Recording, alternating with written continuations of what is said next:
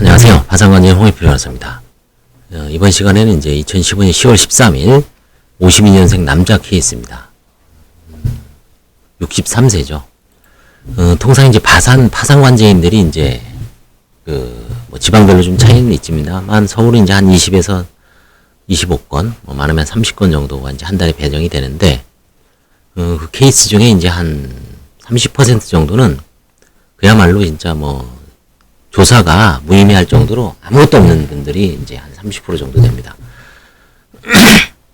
이제 확인하는 정도죠. 뭐 특별한 게 있는가 혹시 모르니까.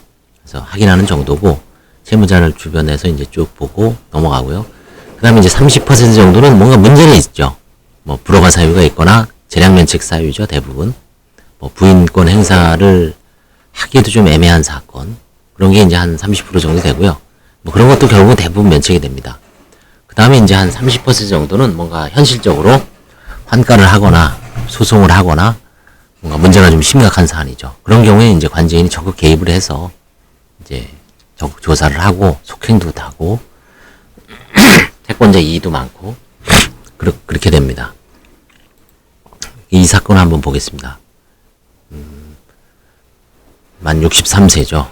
나이를 보면 2005년, 2008년대 보증금은 쭉 보면 뭐 300에 3천에 월 100 살다가 주로 이제 무상거주, 지인 소유의 집에 무상으로 거주했습니다.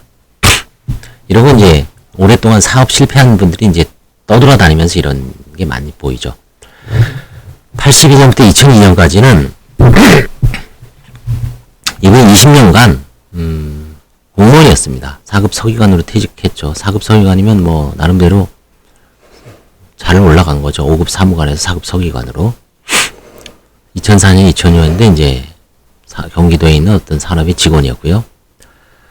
이분은 이제 공무원으로 해외 근무 중 친구가 좋은 아이템이 있는데 투자하면 큰 돈을 벌 수 있다는 말에 이제 7천만 원을 투자해서 실패했고요. 이 여파로 배우자도 가출하고 명예퇴직 후 1억 1,500만 원을 지인에게 빌려줬으나 또 돈을 받지 못했고 이외에도 서너 개의 마레소가 필리핀 해외 사업, 학원 사업 등에 투자했으나 모두 실패하여 현재 일용직 수입만으로 재물을 감당할 수 파산을 이뤘습니다. 배우자와는 이제 별거 중이고요. 딸은 다 이제 뭐 장성을 했습니다. 채무는 얼마 안 돼요. 4,300.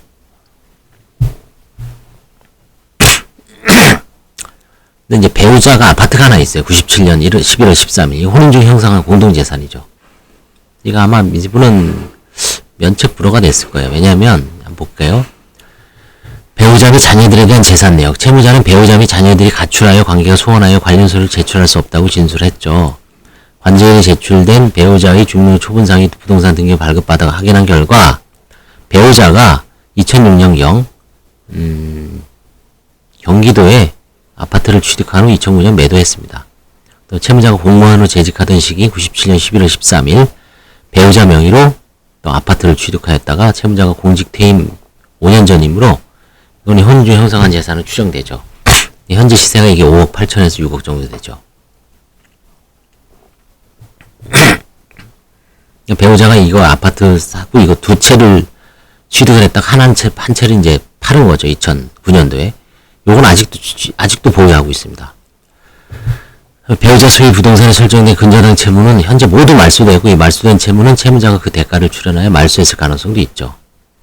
채무자는 2004년 발생한 이 사건 파산채권 4,300만 원을 10년 동안 갚지 않은 바 현재 자신이 관여한 프로젝트, 공장 인허가 관련 중개가 성공할 경우 10억 원 이상의 수수료를 받을 수 있다고 진술하면서 이 사건 파산채권을 전액 변제할 수 있다고도 또 언급하고 있습니다. 그럼 왜 파산했냐 그랬더니 뭐 길거리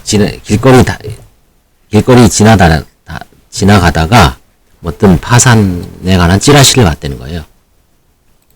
그래서 이제 들어온 겁니다. 결국 이분은 면책 불허가 받았을 거예요. 이 자료 제대로 안 내고 아마 그렇죠? 그래서 불허가 받았을 겁니다. 이건 제가 기억이 나요. 이분 아마 그때 외교 공무원인가 그랬을 거예요. 외무부 소속이었는데 하여튼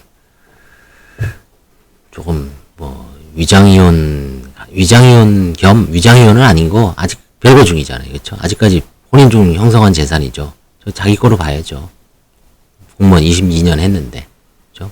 배우자가 특별히 가정주부였는데, 이런 경우가 이제 실무준칙, 새로운 준칙에 의하더라도 이런 건 예외 사유가 아닌가 싶어요. 이런 경우. 이게 전형적인 예외 사유에 해당되는.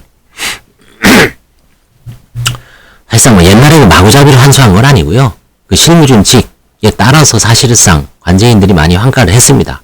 명의신탁, 그 다음에 애초부터 약간 은닉성이 있는 거. 그런 걸 했지. 다만 이제 그 와중에 개인회생에서 무조건 2분의 1을 총상가치로 반영하다 보니까 좀 문제가 심각해진 거죠. 개인 파산에서는 물론 뭐 개인 파산에서도 기여도를 해갖고 이제 환가하는 경우도 좀 있었지만 뭐 제가 보기엔 그렇게 심한 경우는 아니었습니다. 근데 개인회생은 아주 교조적으로 2분의 1 무조건 청산가치 반영하라.